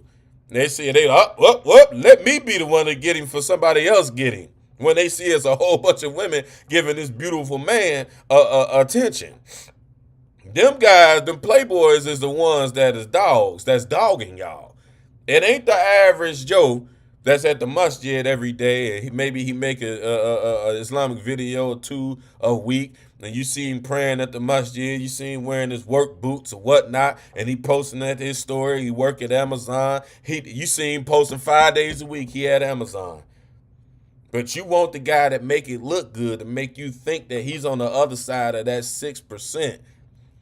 You want that guy, and then when he dog you, then all men are bad, and then no man can ever have a chance. And any man after this man that, Is my sound good yet? Okay. And any man that came after the man that dogged you ain't got a chance, because now your dowry is high. I'm telling y'all right now, y'all know the red flags. And I say this to my women all the time. Y'all know the red flags. Y'all don't ignore them. Y'all ignore them. Y'all don't get away from them. Yeah, I don't get too many times to say I don't know. I don't get too many conversations, even from the women that I'm in charge of. I don't hear too many times when they call me and say, "Hey, this brother reads Quran. This brother is in the masjid. This brother, he doesn't spend a lot of money on clothes. He's very frugal. He's learning the Arabic. He ain't got that much money, but he work. He working and he not boom boom boom. But I don't know if it's gonna work." I don't never get that time. I don't never get that call. Not from the women that I'm in charge of. I don't never get that call. I always get the call. I don't know. He do this, he do that, and this and that, and this and that, this, that. I get that call. I ain't looking for the brother that's in the masjid. A lot of the sisters looking for the brother that's trouble. And may Allah Ta'ala guide them brothers that's trouble. But y'all get where I'm going with it. But to wrap all this up, with these numbers and the average cost of living, the median living wage is $57,200. That means that African American men on average would be in debt $7,200 a year, and African American women would be in debt $11,331 a year. This is what we have to work with. We're not a bunch of yadas and Ozes, y'all. We're not. We're a bunch of poetic justices. We're not out of systemic oppression. And it's because of systemic oppression that these numbers exist. And it's a miracle that we've been able to get this far. It's a miracle we've been able to get this far. Alhamdulillah. And we're going further. But we need to be together. And the number one thing that I'm going to tell, and I'm a man, I can't tell y'all from the women's aspect. That's why I have our female contributors. Alhamdulillah. Sister Fatima, Sister Malika, Sister Zakaria, my wife. Who am I forgetting? Sister Tasha, Sister Tasnima. We have our female contributors, and they're dealing with the female. I can't talk to you for women. I'm telling y'all what men think. I'm a man's man. This is what men think. This is what we're talking about. We're communicating here. As y'all can see on them posts, 99% of the brothers are like, ain't no way. And a good majority, a higher percentage, 90+% of the sisters was like, oh, well, he disrespect his wife. Why does that intimidate you? And then I had to go phone bomb everybody and say, I'm doing the same thing he doing. It don't intimidate me. He's just wrong to try to stipulate that. Now, especially in these conditions. Now, relaying fiqh, talking about fiqh, giving fatwa, and so forth, it has to all be in context of what's relevant in the culture. It's an usuli principle called istihsan. Of course, y'all don't know about that. But when leaders in the community get together and decide on a particular matter or not, they can decide if a particular Islamic law is applicable or if it's not applicable or if it should be applicable. And they have to know stuff like this. It's not applicable be talking about us hard-working black men as much as we doing to be giving away, dumping our money away like that. No way, no way, shape, form, or fashion. In every sphere of Islam, that is wrong. That is not the way it is. And don't be delusional believing that that's the way that it is and that it's supposed to be. Don't be delusional. So inshallah ta'ala, we're going to get to the questions and comments, and then I'm going to get my steak. And my lovely wife is preparing for me. Alhamdulillah. All right, what we got going on? Y'all make sure and like, share, and subscribe. Oh, that wasn't supposed to do that. Y'all make sure and like, share, and subscribe. All right. I got all the way to the top. A lot of comments. 266 comments. And that's just on this one. There are other comments.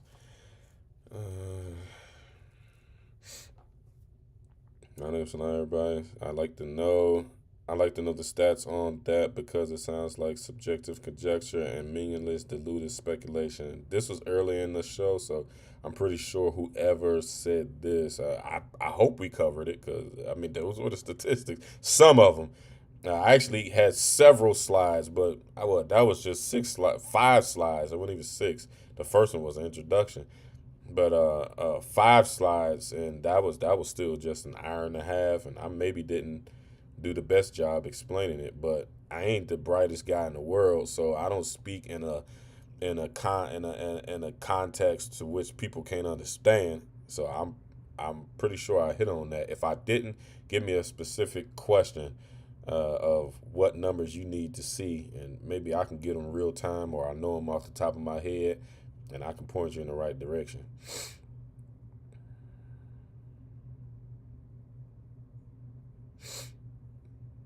Okay, sister. I respect that. I respect that. We'll keep that up there for a little bit while we can go through some more. I respect that, Sister Tiffany. Make your own check and add to his. Absolutely. I mean, that's just what we got to do to get through this situation. I mean, I just gave y'all some hard numbers. I'm sorry, y'all, that I'm not giving y'all a romance story and I'm not giving y'all a yada context stuff. I'm a real dude. I'm gonna give y'all the real, and we're gonna go from there. I'm really trying to build our community into what it's supposed to be. I ain't really, I ain't really playing a lot of games. I ain't got the time. Big brother Donald G. Harding. Wa alaikum salam wa rahmatullahi wa barakatuh.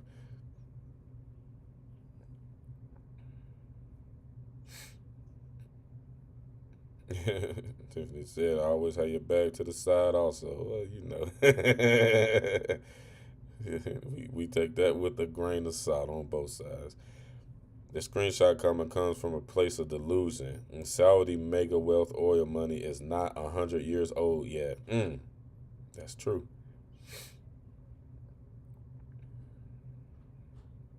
Ali Hussein, I love that name. Anthony Morrell, what's going on, brother?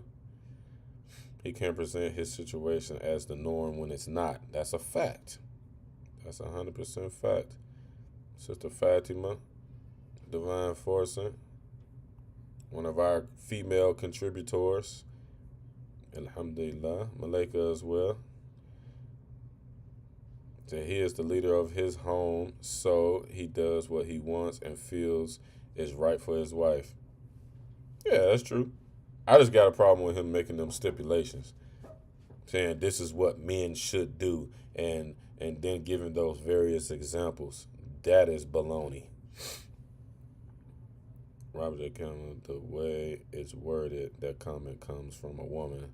And if y'all talking about that screenshot that I had first, it was definitely a woman. Wa alaikum salam wa rahmatullahi wa barakatuh. Levon Turner, my guy.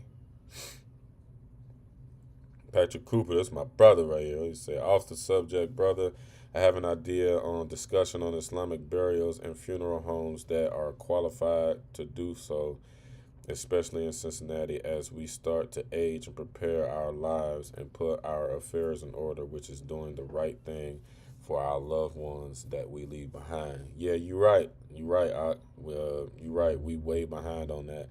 You had mentioned that to me a long time ago. A long, long time ago. And you 100% right. Hey, y'all, Patrick Cooper, one of those guys on the other side of that 6%. Put your business out there, man. Get you another wife, man. Alhamdulillah. I know folks that got some real bread. I ain't never heard them say they paid their wife to be their wife. Oh yeah, to Sister Tish. Oh yeah, we going upside that lace front, man. I can't go. Royal Brooks, feminism has got these quote unquote new women confused. All this independent nonsense, they call it bashing because they don't want to be held accountable. She just earned a spot on stage. Thank you, sister, for that. I appreciate that. And that's my position, and that's all that I'm saying. We're holding this buffoonery accountable. Brick City Prince, what it do, fo? Assalamu alaikum. Sister Habiba, assalamu alaikum. Annette, assalamu alaikum. My guy Jamil, you in the house, what up? What you talk about your sassy mouth? You ain't sassy. You nice, Habiba. You ain't like that.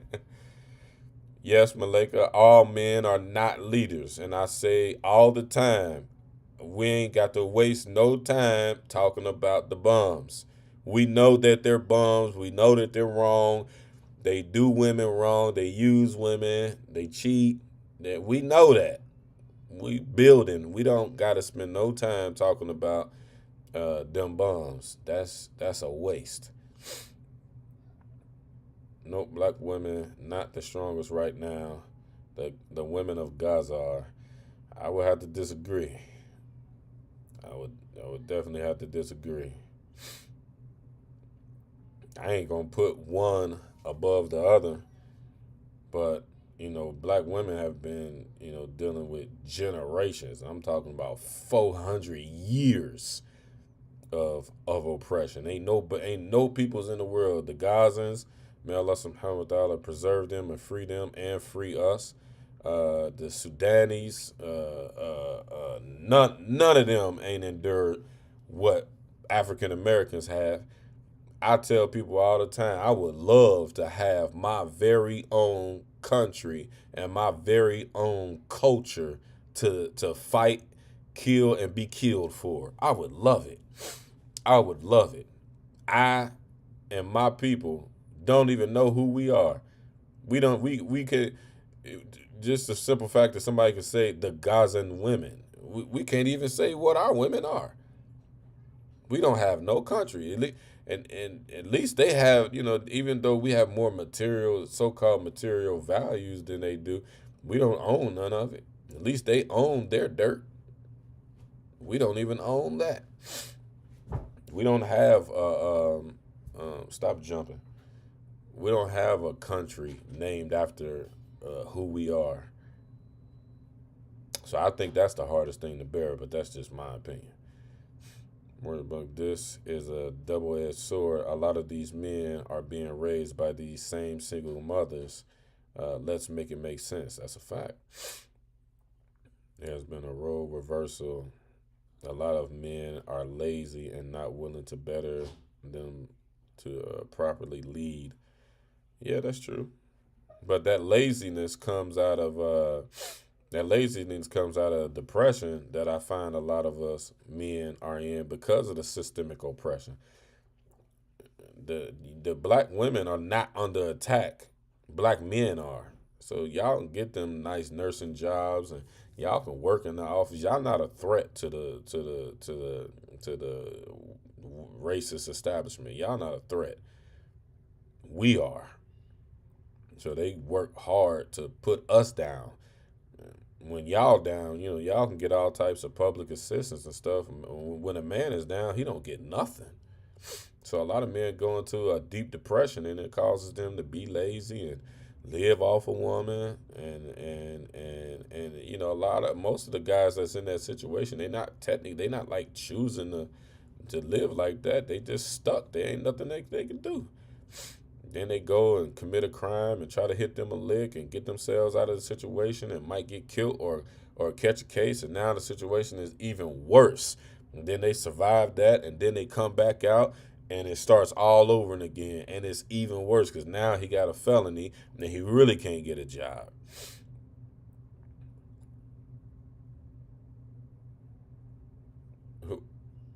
Oh, you was talking about the comment, Nyla?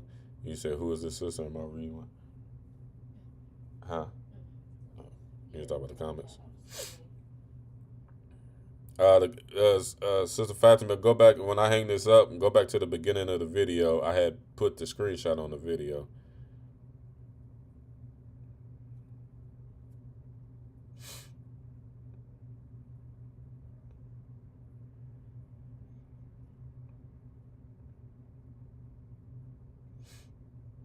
Yeah, I would say most of the men are following the prophet. She said the prophet is the greatest of men, but are most of our men following the prophet? Yeah, most of the men are. They are. Most of the men are.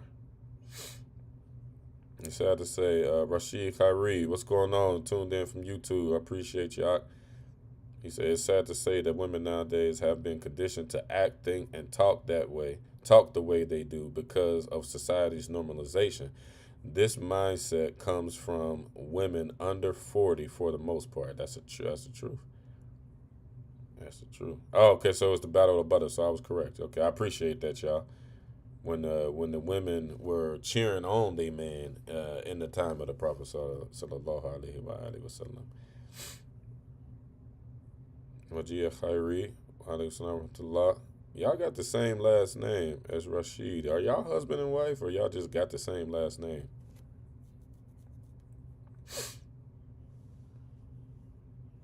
Jamil said the men who have boundaries are too controlling. The men who are gentle are too soft. Yeah. What's going on, Yusuf? You about ready? Right, Nyla. Oh Lord. All right, she's tired, so I have to go.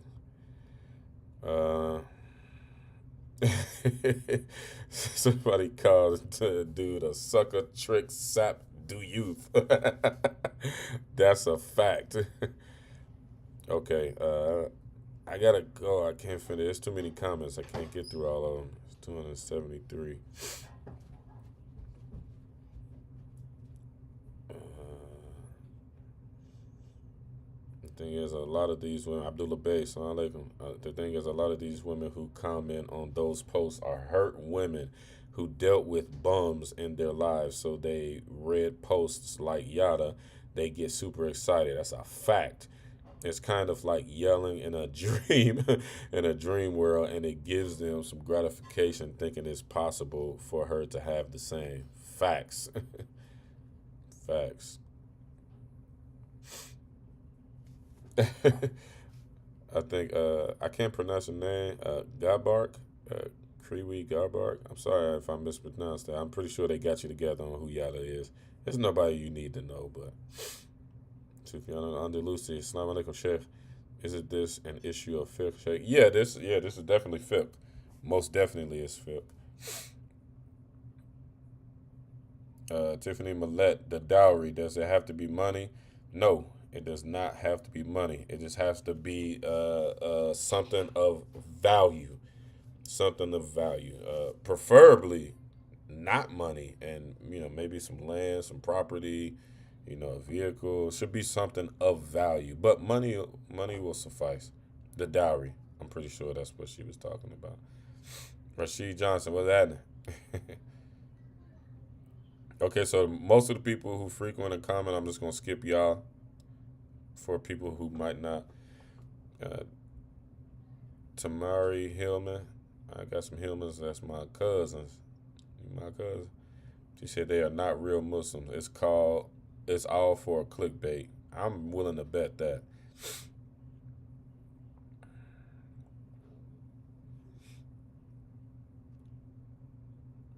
I'm gonna skip some of the usuals and see if there's anybody else. Abdul Rahim, Assalamu alaikum. Jazakumullah khairan, brother. Salim Abdul Mutakalim, what it do? See the brothers chiming in. I'm telling y'all what the brothers, man, this is what we talk about. These guys that's in the circle. I'm telling y'all what we talking about. If y'all women really want to get married, man, listen to what I'm telling y'all. If you want to get married, now if you want, if you want a trick, I don't got nothing for you. Salih Abdul Majid said, marriage is what we don't want. Khadija Ali, she said, low bottom won't keep couples married. Yes, it will. It absolutely positively will. What will keep couples married, Khadija Ali, is love for the sake of Allah. Not love for each other for the sake of each other. Not love for your pocketbook. Love for the sake of Allah is what will keep you together. Love ain't enough, and money for doggone show ain't enough. You got to love the individual that you with for Allah's sake. This is the person that's making you a better Muslim and better in your chances on the day of judgment. That's what marriage is. It ain't nothing else. All the other stuff, we can do it, but the bottom line, the foundation is that. Ahmad Suyuti, Sheikh said, hopefully your leg will heal soon. You'll be back breaking ankles on the court soon enough. Inshallah ta'ala, Sheikh. I don't think I'm going to play basketball no more. This is terrifying. Zenzele said, for the sake of this argument, for that's what this will bring. Is it not a Muslim man's responsibility to marry a woman and be able to maintain her at her level she's accustomed to? Okay, so I did answer that. Zenzele, if you didn't see that part, rewind the video.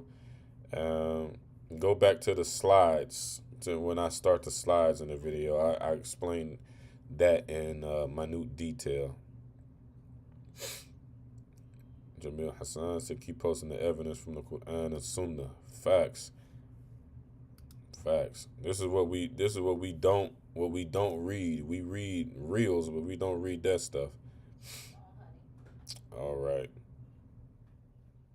Administrator Bray, what's going on? Manama Halima Ahmad, where will he get it from? Where will he get what from? I don't know what you're asking. I can't speak for others. The goal should be to elevate in status. Yeah, Khadija Ali, the goal is definitely to elevate in status. I'm just trying to disclose to us where we are. Social media has made us think that we are somewhere else, that we're all equivalent to the Atlanta Housewives, and we're not. Malama Halima said you can't really tell people who to give to. They can give it to who you please. I think she meant to say who they please. I can tell people who to give it to because Allah and His Messenger did. So everything that Allah, I mean, not Allah and His Messenger, the Messenger, yeah, Allah, His Messenger, and the Sahaba, they let us know who we should give sadaqah to, why we should give sadaqah. Sister, I would advise you strongly to read the Quran a whole lot more. Have you not heard the verse when Allah subhanahu wa ta'ala said, "Who's going to loan to Allah a beautiful loan?" I most definitely can tell him what he could do with his money. I could tell a whole bunch of people what they could do with their money. Most definitely.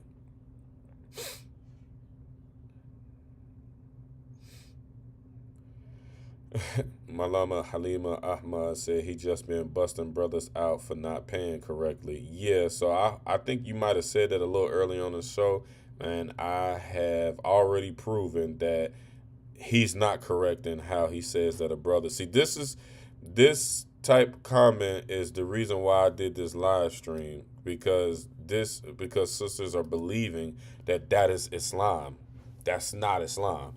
And you have a Muslim name, sister. That brother don't obviously don't know much about Islam. And I don't know if you said this before I began the actual presentation, or maybe when I was ranting before I actually got to the proof. And I actually prepared some slides like with the actual fiqh. I should pull it up and show. Matter of fact, for the sake of all right, babe, 1 second. Give me. You ain't going to no bed. Hold on, let me do something real quick. Let me show y'all what I prepared for y'all initially. Let me see if I can find it. Let me show y'all what I prepared for y'all initially.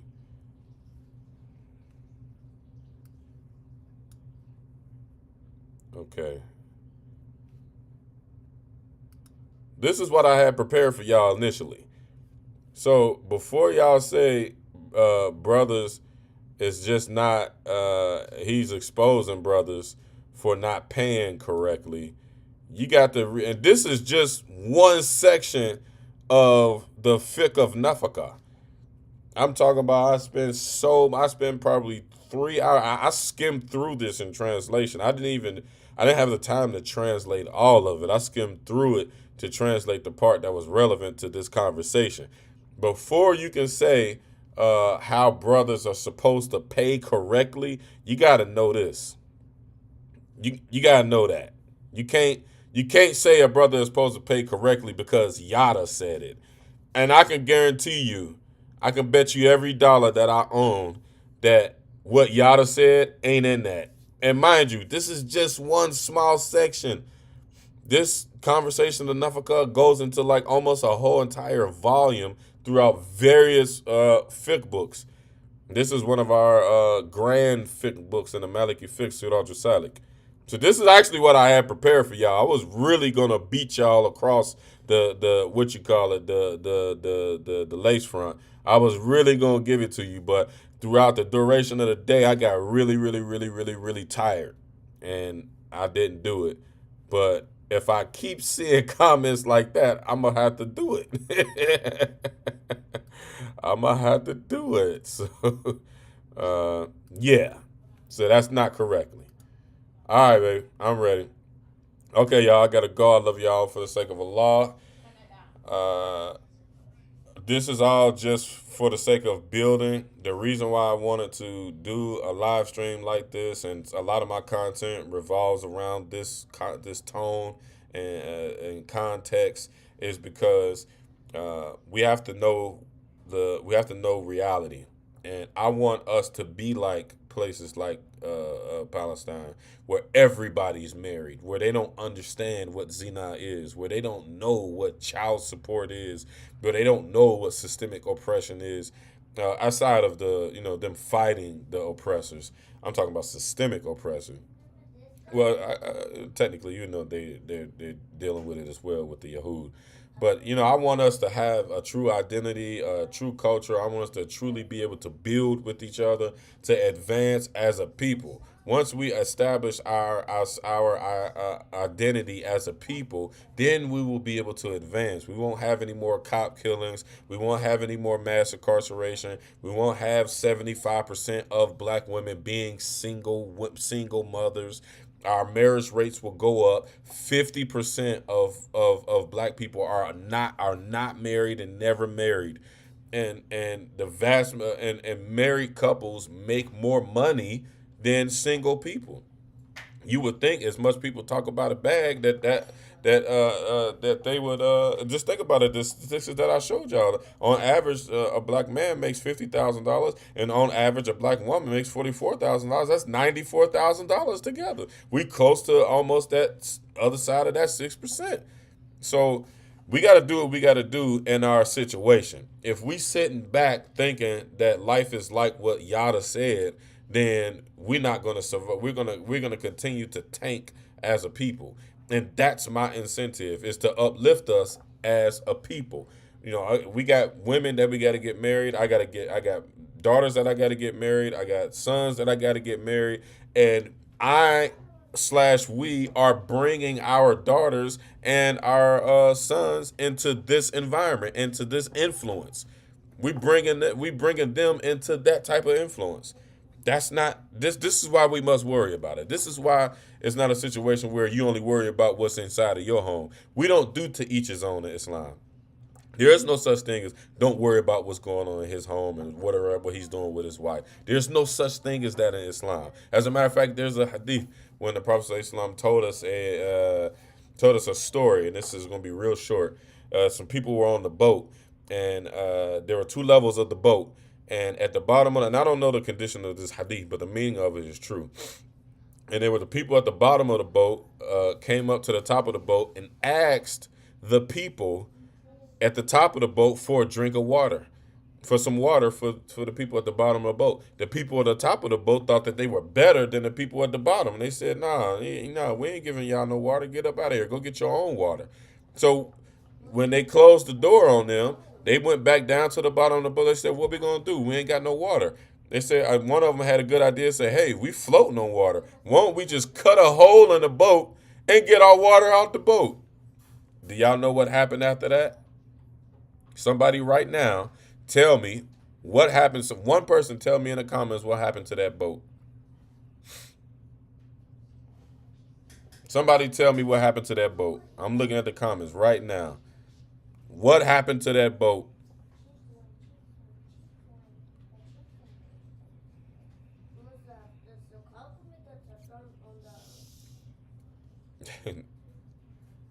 Dang, why I'm not seeing it? Rashid got it right, but I see it. There it is.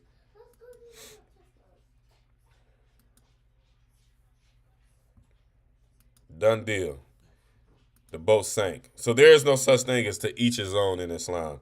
What one does affects everybody else. Just like the Prophet Muhammad SAW said, when the Muslims are like a wall. When one part of the I'm misquoting it, but when one brick is removed and one brick or one part of that wall is hurting, the whole entire wall is compromised. And I'm paraphrasing that hadith so I can get out of here.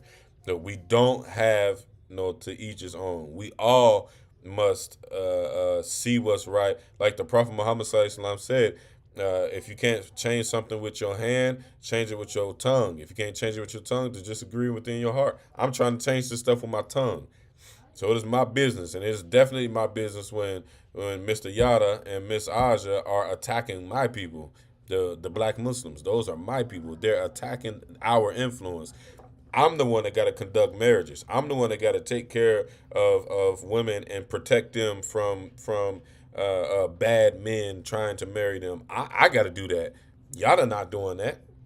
He gonna have to do it for his daughters. So I don't even know why he would put that nonsense out there. And I think he got a son. He got to do it for his son as well.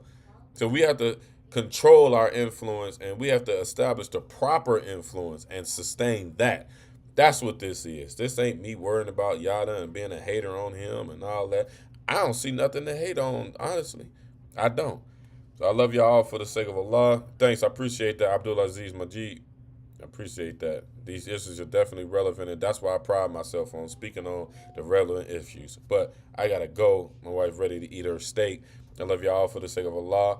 I'll see y'all Monday, inshallah ta'ala. We'll be back with our refutation series against the innovators. It probably will be 8 or 9 o'clock. I'll announce it.